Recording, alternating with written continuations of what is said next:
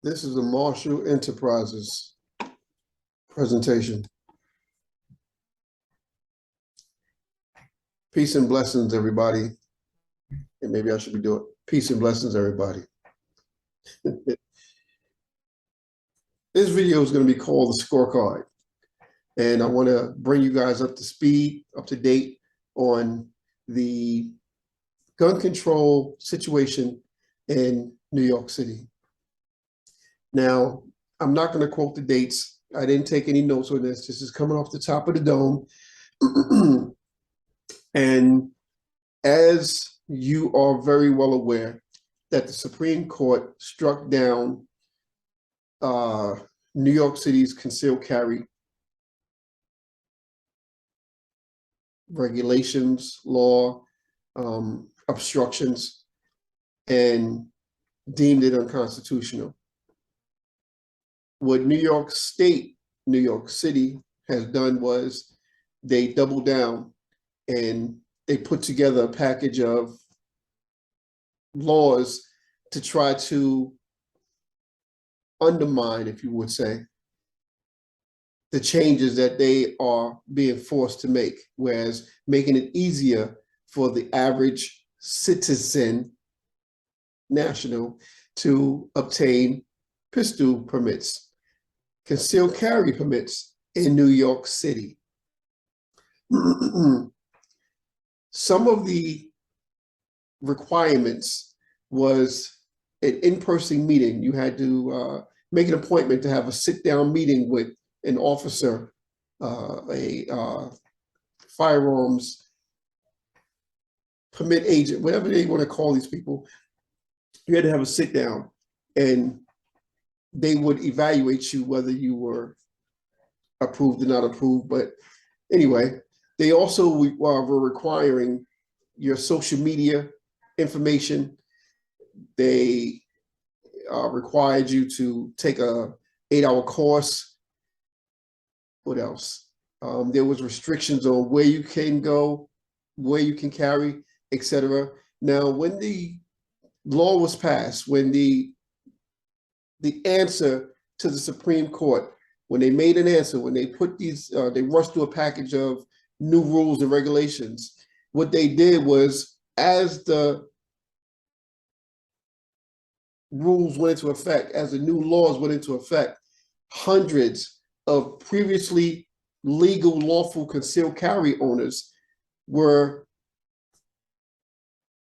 pretty much felons, because if they lived in that zone where it's now restricted, let's say if someone, if you are a person that was a concealed carry permittee, that, or someone that had a business in Times Square, you now, as of the 12 a.m. when the law took effect, if you are in possession of a firearm in your home or on your person, this is felony.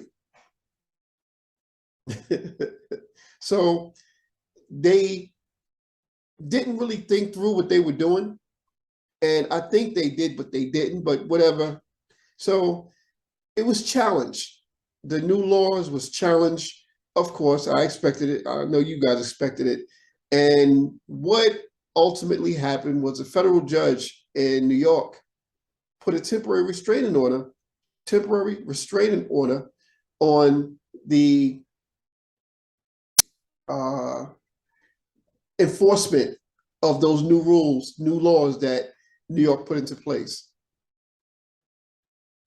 The federal judge, the federal appeals judge, what have you, he looked through the case and looked at the different items that were at hand and said, no, we're not going to do this. Yeah, this is good. No, we're not going to do this. So let's go to the big items. Times Square.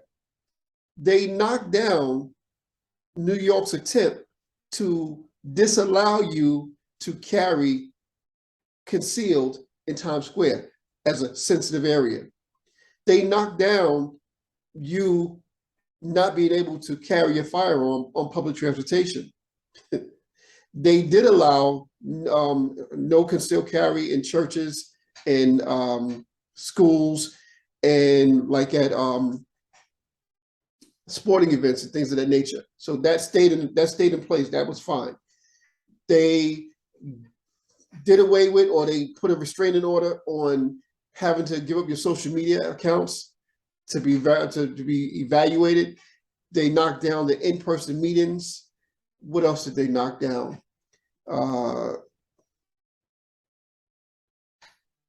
It was a big win for the Second Amendment. The big win for the everyday New Yorker that can now protect himself and his family. So in case you are under a rock, in case you weren't paying attention, this is what went down in New York over the last 24 or so hours. So it's a temporary restraining order until New York can come up with answers as to why the restraining order should not be permanent. So big things are happening around the country with the Second Amendment. And one of the biggest decisions yet was New York Rifle Association versus Bruin. You know, going forward, they're going to say the Bruin case. But that case was decided by the Supreme Court to be a hindrance to our rights. You cannot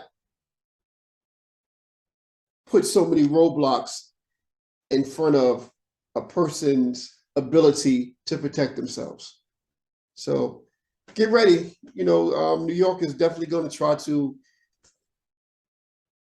circumvent this one, but I don't think it's going to work in their favor because the Constitution is the Constitution. And I don't know why it took this long for that to come about, whereas the New York Rifle Association and Bruin to finally get resolved or decided by the Supreme Court. But I'm glad it took place. And a lot of other states has fallen in line with the decision. New York is fighting back and they're losing at every whim. So hats off to New York and to those legal, lawful gun owners, concealed carry permit holders, or the about to be concealed carry owners.